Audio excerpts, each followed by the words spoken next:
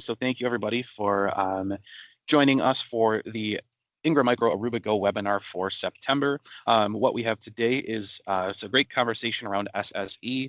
I'm not going to spoil the introductions for Brandon, John, and Stephanie. I'm going to let them just kind of dive into it. But if anybody has any questions throughout, please feel free to come off mute, raise your hand, or throw a question in the chat, and we're happy to help out. So I'm going to go ahead and give the floor over to Brandon and let him take it away. Perfect. Awesome. Thanks, Connor. So to do a quick introduction to myself, Brandon Atchley, I'm the Technical Solutions Engineer at Ingram Micro, and I focus on the entire HPE Aruba portfolio. However, today we're going to talk about the SSE portfolio with HPE.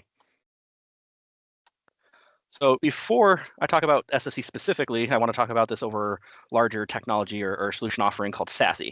So SASE is really the marriage between two product sets, SD-WAN and the SSE, which is the Security Services Edge, right? So when you have both of these solutions combined and used in conjunction, you get the SASE solution that's become a very popular and talked about. You know, it gives you things like zero trust and intelligent routing. So as you see on the left side here on this chart, that's the SD-WAN technologies like the WAN optimization, SaaS acceleration, things like that. However, for this conversation, we're just going to solely focus on the SSE portion of it. So the SSE is going to be things like the zero trust network access, the cloud access security broker, really a lot of the cloud security that's living in the cloud, so that way you're protected from anywhere and everywhere that you're accessing your resources. Now, to give a little bit of a background on the SSE from Aruba, this was an acquisition that we made back in 2023. It was a company called Axis Security, and Axis Security was a more recent company to the market. However, being more recent gave them a lot of legs up because they were able to see how other players within the industry was transacting business, and they were able to take that with their go-to-market strategy and win a lot of awards. So as you can see, here's some of the awards they won. Some of the ones I like to call out is the InfoSec, the CISO, or the CRN, just because of how they developed their platform in a kind of a unified fashion. And being that they won these awards and they were, you know, kind of a very new up-and-comer, that's what made it very attractive for HPE to acquire them to add it into their unified portfolio. Now, let's take a look at the kind of the kind of topology that we're looking at, right? So, in today, an older world, you know, technology, we were doing a hub and spoke where our users and our locations were all kind of backpacking their traffic through the data center, and we were connecting everything. And that's where the data center housed all of our security. And we call this the castle and moat kind of architecture, where all of the security was housed in one facility. And as long as we were tunneling and, you know, navigating all of our traffic and our data through these data centers, we had peace of mind of the security, right? And it was kind of a traditional approach, traditional network topology. And it worked really well when we housed most of our information, our applications, and our resources in our own data of, you know, cloud or the work from anywhere, work from home, more SaaS applications. That isn't the case. With the SSE approach, we're connecting to a multi-cloud, right? So we need to have our security everywhere and anywhere we're connecting, right? Not just to the data center where we're housing all of, you know, security. I need to be able to be secured at my home. I need to be at an airport. So with SSE, we're putting those firewall, we're putting the zero trust, so that way all of our traffic is being tunneled, secured, looked at, maintained, right? So if I'm accessing confidential or critical resources, I can see that I have a tag. I can block based off of the device I'm connecting to. It's securing all of my resources no matter where they're housed. I can still house them in my data center, and I can still give them a connection to that data center, but I'm wrapping another layer of security around it, and I can actually log. So in certain cases, if I'm, let's say, connecting to a server and putting commands in there, I can actually see the commands being entered, when they were entered, and you know what the output was. So the best thing about this too is that it's multi-cloud, right? It's not going to work better or worse depending on who you're using or what applications you're using. With the HPE Aruba Networking SSE, formerly known as Axis solution, we put our platform in all of the points of presence, right? So it's going to be living in AWS, it's going to be living in Google, Azure, Oracle, every platform, so that way no matter where your resources are, the layer of security is living with those resources. It wouldn't make a whole lot of sense if our security was living in a data center just, you know, maybe on the West Coast of the United States, and all of the resources you were accessing were on the East Coast or, you know, in a different country or different part of the world, and every time you connected, you'd have to go to the West Coast, right? So we're trying to layer these securities where they matter the most. So some of the benefits of the SSE is the fact that we can get these three pillars, right? So we can get better security, right? Where the the security nomenclature, the security mindset in today's world is not a matter of if I'm getting hacked, it's a matter of when I'm getting hacked and what I can do to reduce and mitigate the fallout from it, right? Getting me back up and running, how to, kind of lessen the effect of who, if the specific machine got breached, how do I quarantine that off from the network? So the kind of the fix for this and the solution is zero trust, right? Only allowing my users to access the resources they need to, and then to quarantine them and get them off of the network as soon as we, realize that there's a vulnerability happening. And because I mentioned that we are kind of keeping track of all the resources or the commands you're putting to and connecting to, if we notice that a client is doing something, or trying to access something, we can alert different tools like the network access control, and we can quarantine these users off, and we can basically boot them so that they're not going to infect anything else. We're increasing the productivity. It's not just like a simple VPN solution where I have to set my VPN client and then connect into the network before I can, consume my resources or my data. I have the flexibility of doing a client or a client list, right? So I can publish a website where you can go to log in and you get the resources you need. So no matter where you're connecting from or what device you're on, you can have access to your resources. Or I could have a more targeted approach where if I do have a client, right, I'm just turning on my computer and I have access to the resources I need because the client's always running in the background. And like I said, it's not a VPN where I have to start the VPN. It's more of publishing the specific data sets and applications I need. So it's just when I'm accessing those, I have the rights to. And then it's super simple to deploy, right? It's a unified interface, which Jon Busshart will talk about in the next section of this webinar. He'll show a interactive demo of it so you can see kind of how unified and simple the interface is to look, see what your users are doing, and simply push out like a block or an allow or deny ACLs. Now, to switch gears a little bit, instead of talking about features or benefits, let's talk about some of the use cases we have for customers that have bought the Aruba networking SSE solution and some of the benefits they found, right? So we have Delta Dental that they switched their VPN, right? They went to the zero trust, so they reduced their attack surface, right? They weren't putting these devices on the network. All they're doing is publishing out specific parts of the network to the devices, so they're only getting targeted access. The example I like to give to this is, right, you might have a security guard at your front door or the business to check people when they come into the building. However, after they've been checked and they get into your building, if you're not locking the doors inside the building, they kind of have the free access to go wherever they need to. This would be more like I'm locking the doors and I'm locking, all the internal doors. So that way, even though they get into the network, they're only allowed to access the specific doors that their credentials are giving them. And that's what the Delta Dental deployed. And then just switching out over to VisionWorks, as the VisionWorks is the one I like to kind of highlight too, because they cut cost, and this was around their POS systems. So they were able to deploy the Access Security, the Aruba Networking SSE solution to lock down the POS systems to only be able to access the payment processing servers. And this, by doing that, basically guaranteed that there's no other unauthorized access, right? So they were able to kind of reduce some of the latency and reduce some of the overhead on those terminals by basically only giving it a one-way communication to the servers that they need access to, regardless of where they're located, right? I don't have to worry about doing VPN tunnels back to the data center. I'm just giving that one-way data communication. So they were able to cut costs by 70% by switching over to this solution and reducing some of the security layers that they had on top of those. Now, our solution really lives into these four pillars. We have the ZTNA, the Zero Trust Network Access Agent, which is going to essentially be that VPN replacement, right? We're not utilizing a traditional VPN. We're giving those targeted access. The Secure Web Gateway, where we're scanning and filtering and doing SSL inspection, something that your traditional on-prem firewall is going to give you. However, because we're not on-prem, we're accessing it from everywhere and anywhere. It's going to be tunneled through the cloud, through the resources that you're trying to access. So that way you're getting that security everywhere and making sure you're maintaining that, compliance. And the CASB, right? The CASB, I actually have a sweet spot for it. Actually, the next two, the CASB, the security access or cloud access security broker, and the digital experience monitoring. Those two I think are both really cool. The cloud access security broker is giving us capabilities to do things like data loss prevention, right? I can actually program certain strings of data in, like maybe like a credit card or social security numbers. And when you go to the different maybe cloud repositories and you're trying to access these sets of data, I can actually have them redacted to the files that you're accessing. So that way you're not able to see the credit card, or you're not able to see any of the confidential information or download any files that may contain those.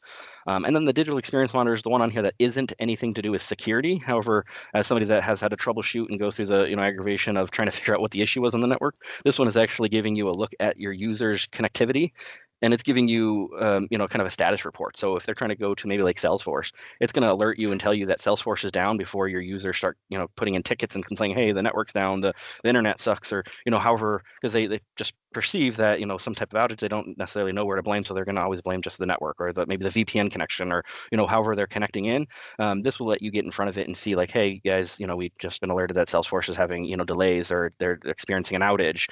Or maybe there is something internally that, you can address compliance, right? So this is going to give your IT staff the ability to look at the network and how it's performing and get in front of issues before they kind of crop up and they start having, a ticket storm of everybody complaining about the network not working.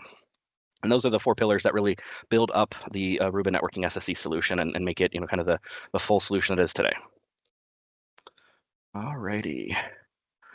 This is what makes our solution a little bit different. It's the kind of the unified approach, how they do their configuration, kind of like I was mentioning in the beginning, that kind of won their award. So with other SSE solutions in the industry, they might have been kind of tacking on additional solutions as they grew. So like maybe they started as a ZTNA solution, and then they later added on the secure web gateway or the CASB, right? So with these types of models, it kind of came modular and disjointed, so I had to jump into maybe one field to configure it, and then I had to go and maybe make a corresponding configuration change in another field or another module. Within the our SSE solution, it's all kind of linear, right? So it brings you through, okay, here configure the who, what, where, why, and when in the access, figure the policies of what they're able to access, how they're able to access, so that way you're not forgetting to configure a piece or a part of that the rule or that policy. As far as the on-ramps I talked about, but we're in all of the points of presence for the cloud, right? So there's multiple ways to access the platform. It's not just, hey, we're in 2 or 3 data centers. I think the last number I seen, we were over 500 different points of presence, right? So there's over 500 globally different areas that you can reach this platform, and they're always expanding too. So if they see a partner, popping up and looking at interest in a certain region that maybe they don't have the best coverage, they will expand. It is just a virtual environment that they can migrate into and leverage one of the cloud providers that are in that region.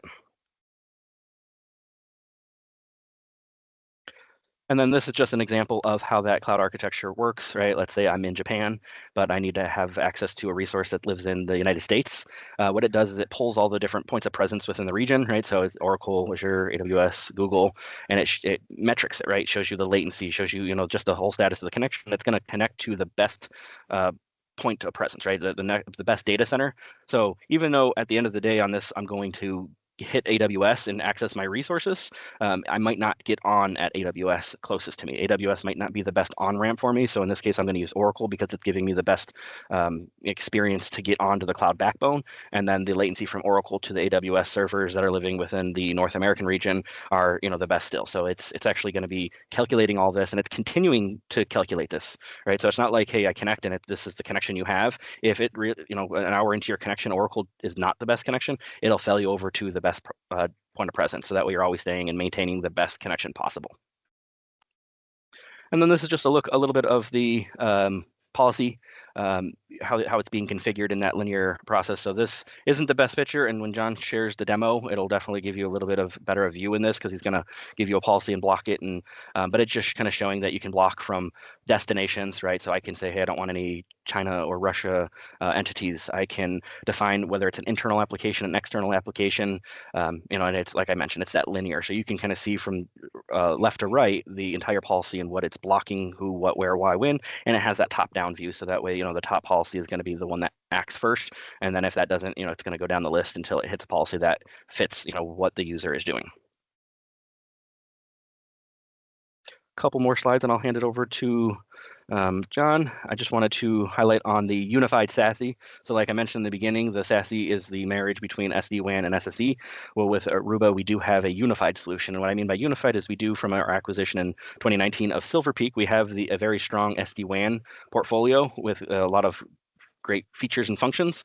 And then with the access security, the Aruba networking SSE, we have that cloud. And with one of the recent updates, we have a full API integration between these, right? So you essentially log into the portal with your credentials on the Edge Connect side to the SSE side, and it'll extend your tunnels so that way you can leverage the cloud security with your on-premise SD-WAN solution. So that way it's end-to-end secured, and it's all under one umbrella company, right? So if there's any issues, you just essentially have one vendor to complain to and get it resolved. However, I don't want to take away that we do still support best of breed. So if maybe there's another vendor that you prefer for your SSE, not that we like to hear that, but we don't want to kind of bar you from utilizing a vendor that you prefer. We can integrate with most of the top tier SSE vendors, and we have with some of them full API integrations as well. So we even have the ability to use multiple SSEs. So if there's like a primary and a failover one you want to utilize, you can do that as well. Alrighty, and with that, I will turn this over to Jon to share his screen and take us through the demo. This is the SSE dashboard, crazy webinar day. All right, so there's a lot of great information you could see across this page. Now we'll kind of generate a little bit of traffic in on this as we go through this. Now the main goal of what we're doing here, so if I go under policies, is we want to create a rule, and it's like any ACL, works from top to bottom. So I'm going to go through and create some of these. We'll take a look at this, and I'm going to connect through this client here, and they're actually connected through my guest network, so they don't really have access into my environment, but I don't expect you to believe me necessarily. So what I will invite you to do is log into this portal and log in as this user. And because I don't expect you to type that down, I have a QR code here you can scan with your phone. So this will work off your phone if you want to follow along. And I'm just grabbing my phone right now because I'm going to log in as well, just to make sure that I give you guys enough time to be able to connect to my environment, to be able to look at this. But wait, if you do get logged in, it'll look pretty much blank. So don't worry about that, because we'll start adding new resources to that. So let me keep on logging in here. And there we go. So I am getting logged in now. So I assume that everybody has seen that long enough. All right, so I'm going to minimize this. So I'm going to use this client. And if you didn't follow along, you'll see the same thing over here as we kind of create these rules and do these things. All right, so let's start creating a rule and give people access. So my first goal is to give you access to resources that are within the Business Transformation Center. They're not publicly published. They're only published internally, and those destinations, as we'll call them, will be over here. All right, and I have self-hosted applications, and I have a whole variety of things that are listed here. I think what I'm going to give you access to today is going to be Stable Diffusion. If you don't know, that's an AI application. Everything's about AI these days, so we'll give you access to that. ILO is kind of a interface that people use to manage Reliant servers. That's certainly an internal interface. I'll give you access to that. And then I've created this website. It's called Account. It'll just count how many times you've had access to this site. So now I'm not limited that there's other things. Here are some SaaS applications, and there are some categories. So we'll kind of work our way across all of these as we work through this demo. But I'm going to go up to policies. I'm going to go up to rules. I'm going to create a new rule. Now, there's a lot of things that we could put inside this rule. We'll talk through this a little bit. So do our allow as our rule, and then these are the conditions I can do. I can pick an identity, and I'll show you this in a little bit. But right now, I'm just going to pick everybody who's kind of in the Futurama group. Source. So I could do IP ranges or certainly countries, but right now we'll just do any device postures. I do have a posture. We're going to set that up in a little bit.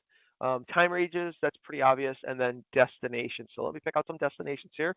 These will be some of the ones that I was showing you earlier. So we'll do, here's an ILO interface. We will do that. Let's see. We'll do the count. That's that website that just counts how many times you've been to it.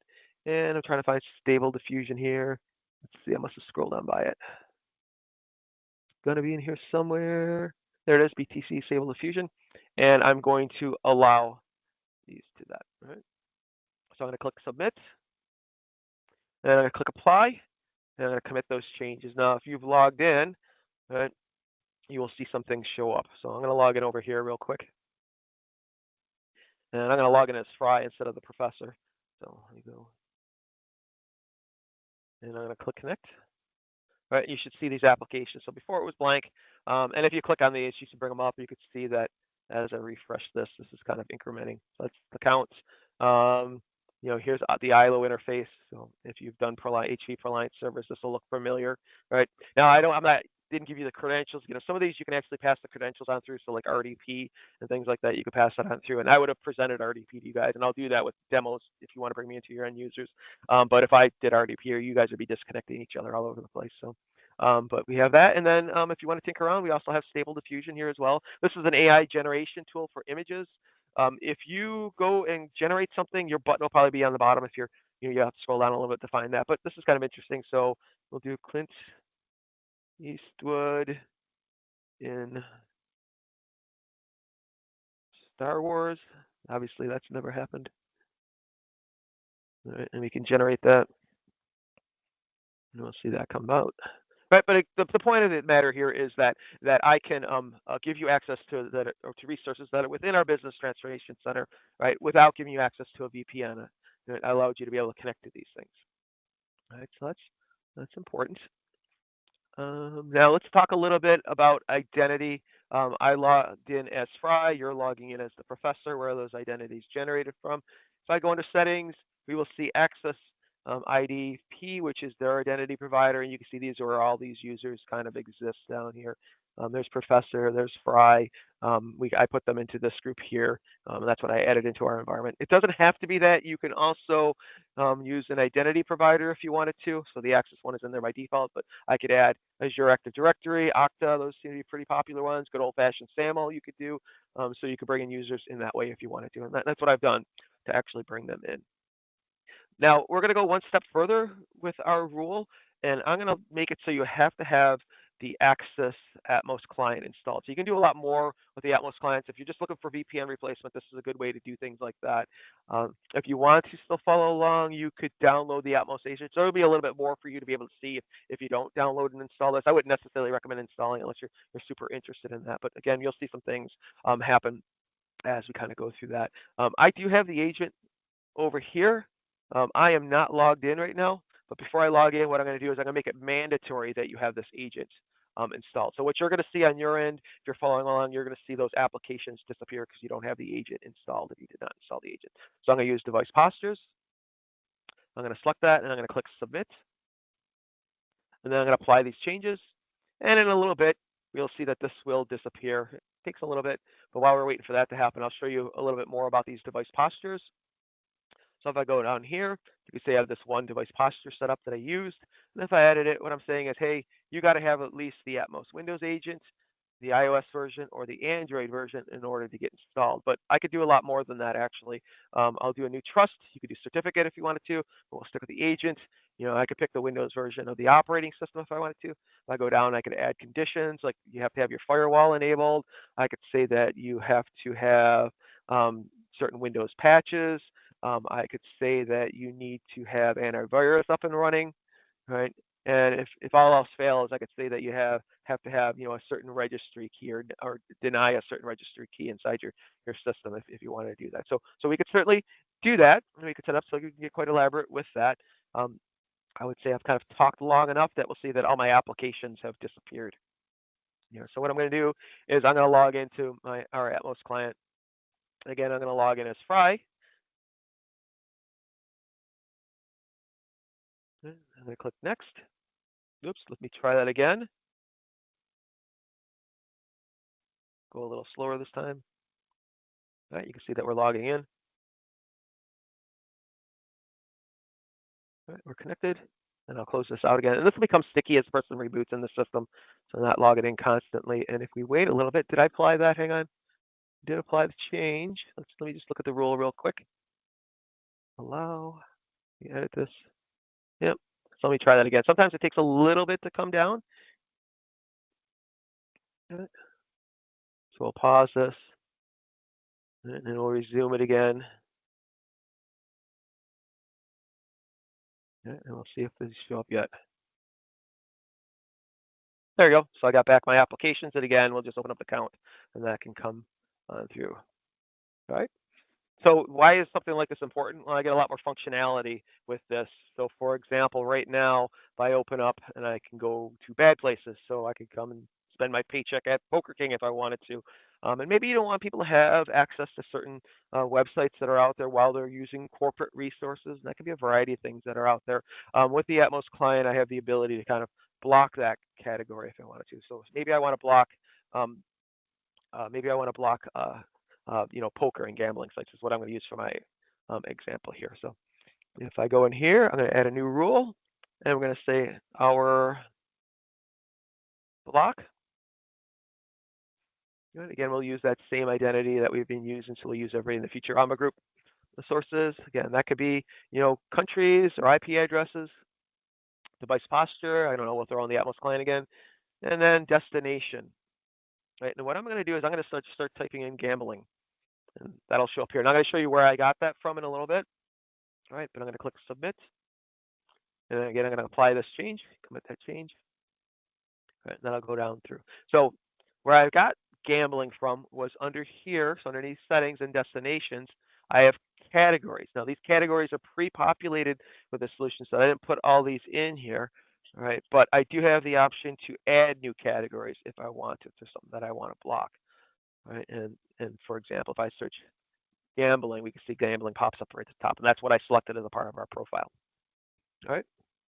So I keep logging out and logging back in because I want this to kind of show up a little quicker when you're doing a demonstration. Sometimes things take a little longer than what you'd like, so that's kind of what I'm doing here. So I'm going to click resume, wait for that to connect, and open back up over here. Log into Access again. We can see I've got access to applications. Might be a little bit too soon, but we'll give it a try. We can tell that I've been blocked access to this. And if I was to disable this for one reason or another, right, it would allow me to the website, but then all my applications would disappear. Right, and I could do that here. I could do a pause, and if we wait a little bit, we'll be able to get through to the site, but all our applications disappear over here. All right, so there's a lot of things that I could do wrapped around that as far as zero trust. I can also provide access to other types of resources. So if I go over and I look at self-hosted applications, I've got a whole bunch of different things that I could use, including network ranges. And if I look down here, right, I've got one set up for VLAN 80 down here, and if I open that up, this is a setting for that. Right, I'm allowing everybody to everything that's on VLAN 80, but I can add ports and protocols and things like that. Right, so I actually have this narrowed down to this file share. So if I edit over here, you will see that I have this one IP address associated with this. And if I go into the client and I open up and I do a ping to that address, if I could type. If I could completely type, let's try that one more time.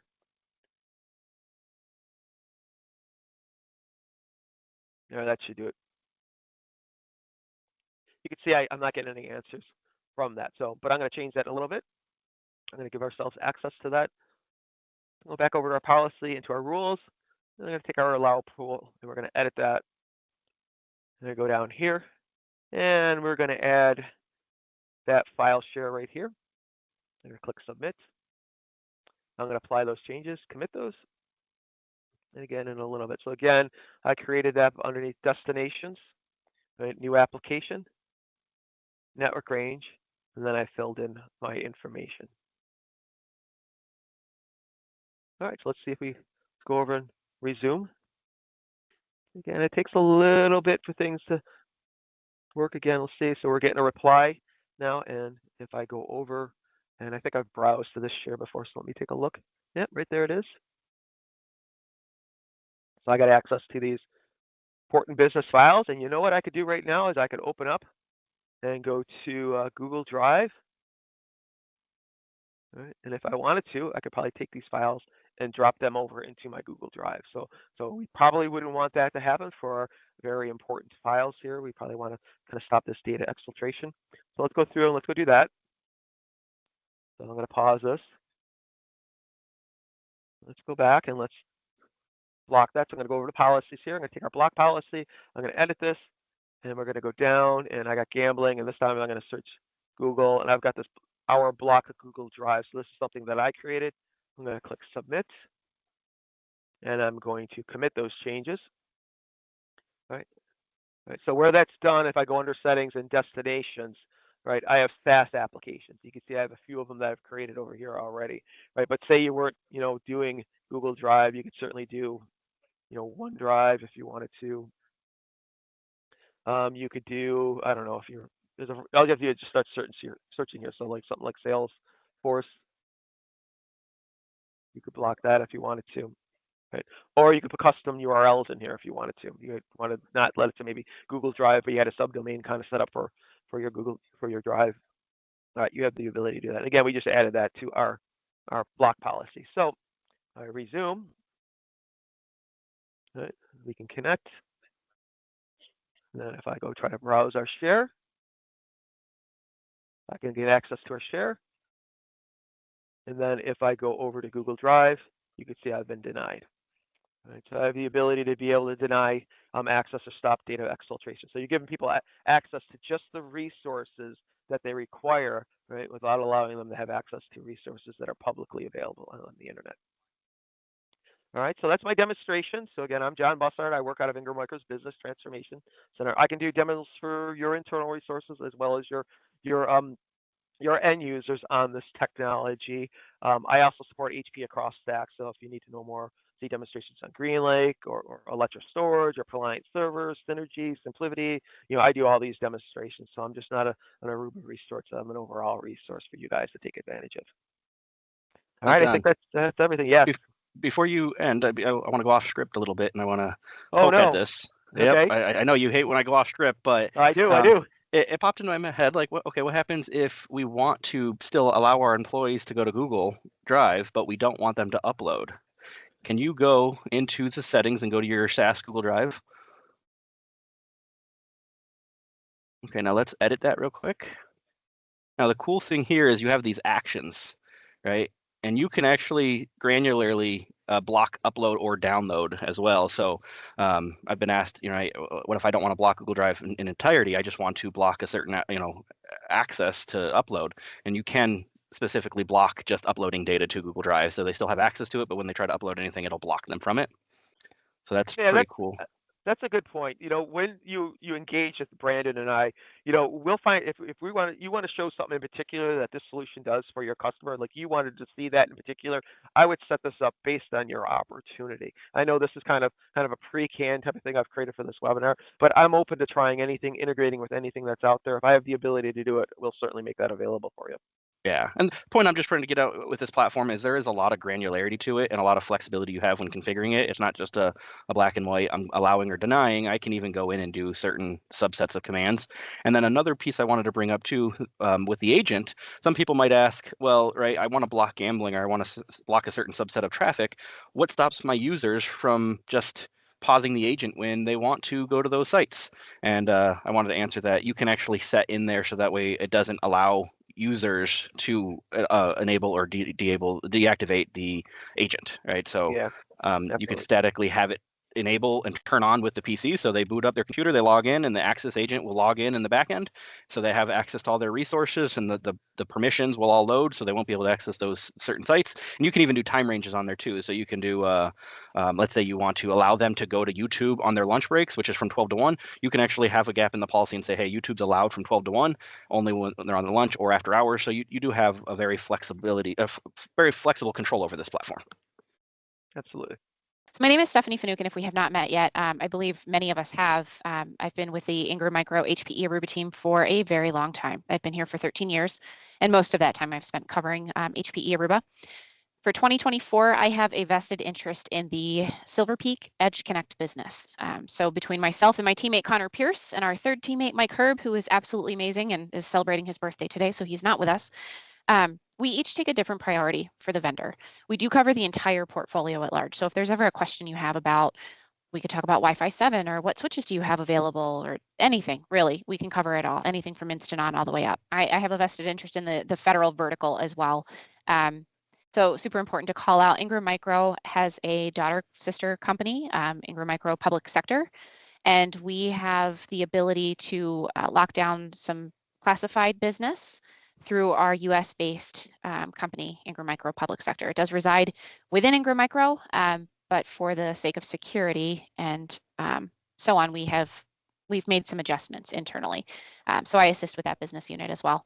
But yes, so some important contact resources here. We've got silverpeak@ingrammicro.com. This is our primary mailbox. Brandon and I both have access to this as well. This is where we primarily work out of for quotes, orders, tracking, and so on. That's probably your best resource for SSE at this point in time because you're hitting a wide variety of resources within Ingram Micro. But again, you do have access to Brandon directly and Jon, who you just heard from. So Brandon Atchley and Jon Busshart, those are their email addresses. Feel free to book time with them or just send them an email if you need any questions answered, or if you want to see something personally tailored, they can do that as well. So next slide. All right, so just a quick overview of financing. I know I heard Jon mention GreenLake earlier, right? And everybody's heard of it. We understand that it's an as-a-service offering. It's not leasing, but with GreenLake, it does offer flexibility in terms of pay per consumption. So yeah, money, that's right. So within Ingram Micro, we have the ability to help you recognize a sale upfront, but take the liability off of you for financing purposes. So if you have a customer that really wants to pay monthly or quarterly, yearly, whatever the case may be, we would just need to know what your customer's purchase order amount would be, because that's the total amount to be financed, and their name, because we do a very basic credit check on them using all public information. And then we can tailor that, right? So we would take care of all of the financing, like I mentioned, and then you would recognize that sale up front. So just a picture of the gentleman with whom we work. He does support us entirely. Aaron Lehman, he's dedicated to the Edge Connect business. He is incredibly responsive. So even if you just want to see what that looks like or present the solution to your customer with a financing option up front, he is willing to help you, and we can take a look at modeling that for you. All right, so I would be remiss if I didn't share this information with everybody. This is the Ingram Micro Security Line Card, and it represents the full vendor stack offered through Ingram within the Network and Security Business Unit.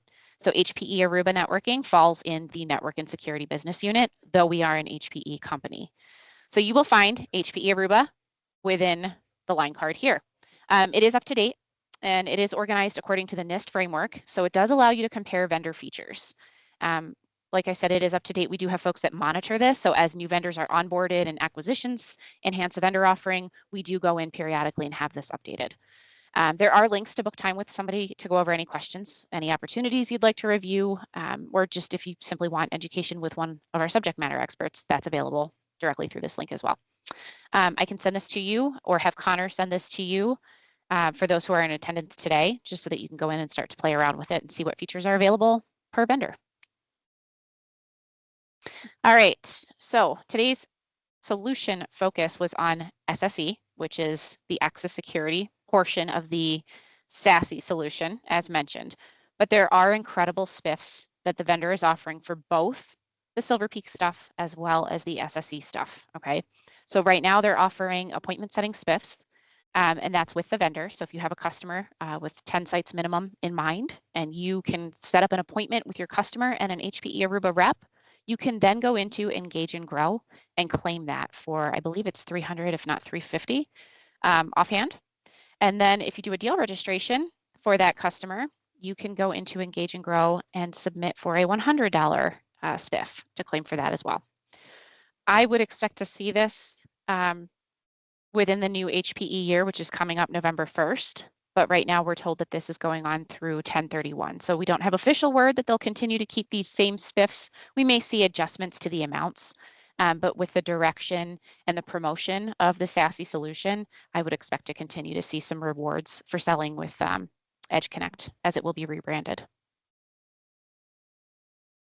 All right, and sales training and accreditation. So now is a very good time of year to start taking your sales or technical certifications. If you have associates in your company who are looking to grow or just gain that expertise, now is a really good time, because the end of HPE's fiscal year is 1031, and that is when they start to reassess. So these particular trainings not only help you maintain your partnership with HPE overall, but they are also offering back-end spiffs again for associates that receive either a sales or a technical accreditation.